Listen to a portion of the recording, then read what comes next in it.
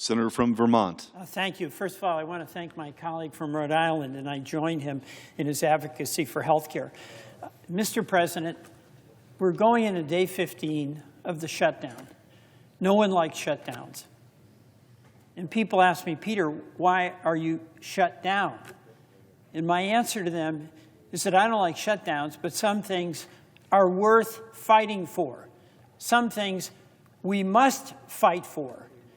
And one of the things that is most essential to the well-being of the people we represent, whether it is a Republican state or a Democratic state, is access to affordable health care. And we have a date that is looming, November 1st, where people are going to be getting across this country notifications about how much of an increase they will have to pay if they are getting tax support, tax credits, for them to buy their own insurance in the private marketplace. That is the urgency of the moment and why we must resolve this now. We must resolve this now. November 1, everyone will be getting the notice. But in many states, including Vermont, those notices are going out now in October. And I want to show you what is going to happen to a Vermont family. And keep in mind, this is a family of four where you've got two parents that earn $130,000, and they purchase health care through the private marketplace. Right now, that Vermont family pays $1,195, about $1,200 a month for their health care premium. That doesn't include co-pays and deductibles. That's a big expense for that family who's got utility bills, who's got rent or a mortgage, who's facing the inflation that we see in the cost of food, groceries, where they've got kids in school, and always some unexpected expense comes up when you have kids in school, a broken wrist, braces, a school trip.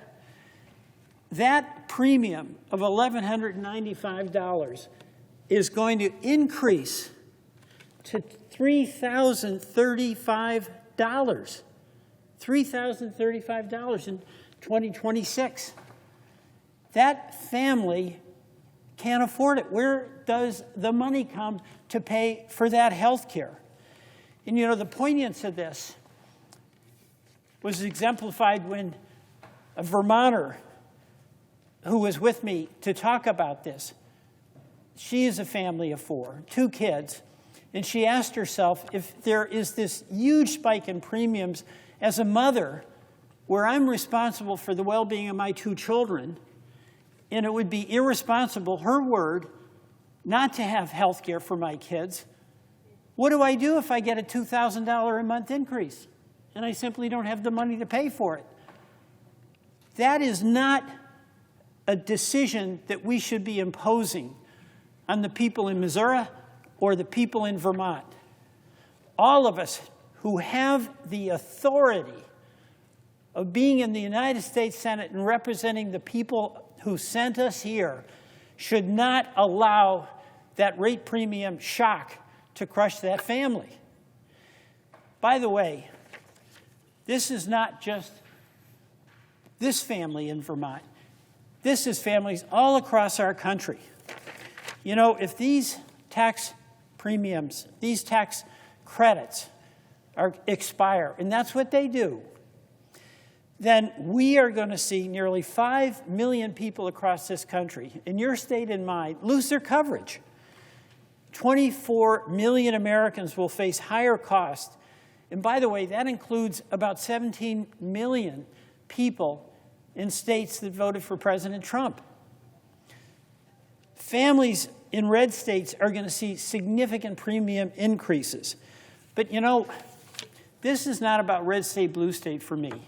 This is about American families, American small businesses, and whether they can have access to affordable health care. And these tax credits are across the board for people who are eligible and qualify for them, who are working, who are struggling to pay their bills, and there's no way that they're going to be able to afford these rate shocks. I'll give another example. Alex from Essex, Vermont, works in a small independent physical therapy practice, makes $65,000 a year. With the tax credits, his premium costs $5,500 a year, about 8.5% of his annual income. Without the tax credit, Alex's plan is going to be $15,500 next year. It's going to increase by $15,500 next year, $24,000 a year, $2,000 a month. It's not possible. So we've got this real world situation. You know, the question is, why are you in a shutdown? It's because we're fighting for health care. The question is, why can't we do that after we vote for a continuing resolution? It's because that date of November 1 is going to be the date where everybody across this country gets the shocking news about how much their health care premiums have gone up. So, you know, the question I have is, why don't we, all of us, Republicans and Democrats, who care deeply about the people we represent, really come to their rescue by acting and acting now? There is absolutely no excuse for us to delay. This is the urgency of now. And I stand before you, Mr. President, knowing that right now, in my state of Vermont, from Bennington to Derby line, from Brattleboro to Swanton, people are going to their mailbox and fainting as they get the news of these rate shocks.